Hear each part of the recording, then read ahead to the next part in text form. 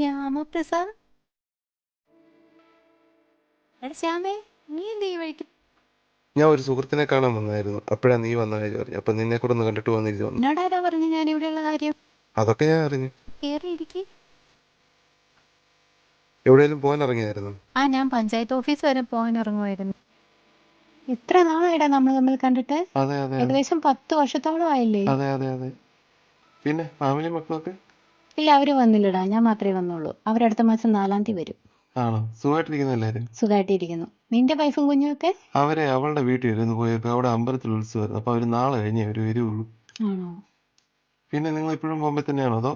ഞങ്ങൾ ഇപ്പോഴും ബോംബെ തന്നെയാടാ. ഹസ്ബൻഡ് ആ പഴയ കമ്പനി തന്നെയാണ് വർക്ക് ചെയ്യുന്നത്. അതെയല്ലേ. ഇനി എന്നാ അപ്പൊ തിരിച്ചു പോകുന്നത്?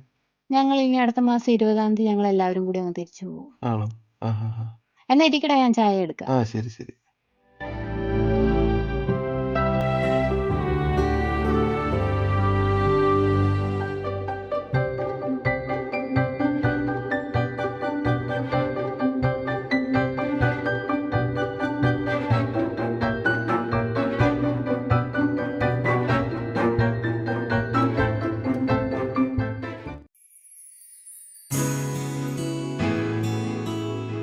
ഇന്നാടാ ചായ കുടിക്കേ.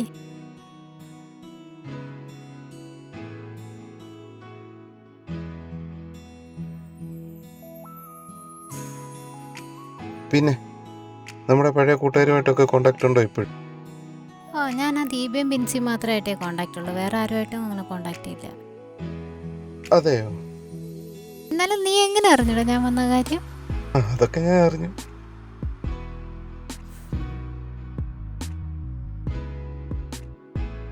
പിന്നെ വേറെന്തുണ്ട് വിശേഷങ്ങളൊക്കെ? വേറെന്താ, സുഖമായിട്ടിരിക്കുന്നു. സുഖമായിട്ട് പോകുന്നു അല്ലേ?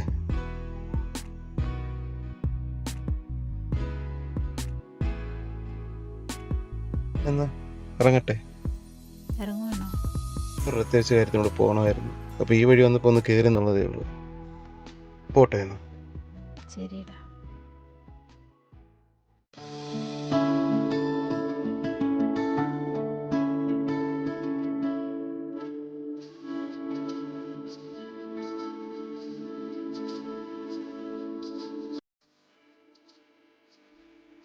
നമ്മൾ ഒരുമിച്ച് പഠിച്ചിരുന്ന സമയത്ത് എപ്പോഴോ എൻ്റെ ഉള്ളിൽ നിന്നോടൊരു ഇഷ്ടം കയറിക്കൂടിയിരുന്നു.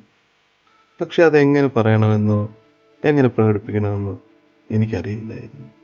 നിന്നെയും കാണാൻ ഞാൻ ഒരുപാട് ആഗ്രഹിച്ചിരുന്നു. ആ ആഗ്രഹത്തിന്റെ ഫലമായിട്ടായിരിക്കും ഇപ്പോൾ ഈശ്വരൻ നിന്നെ എൻ്റെ മുന്നിൽ എത്തിച്ചത്.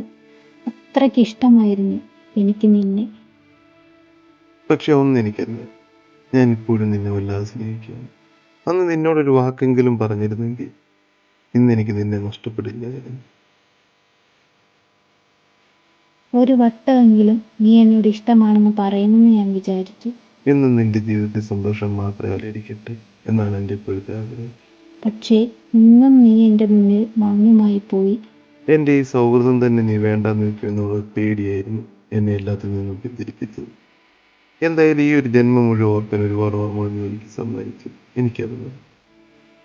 നിന്നോടുള്ള സ്നേഹം എൻ്റെ മനസ്സിൽ തന്നെ അലിഞ്ഞില്ലാതാവട്ടെ.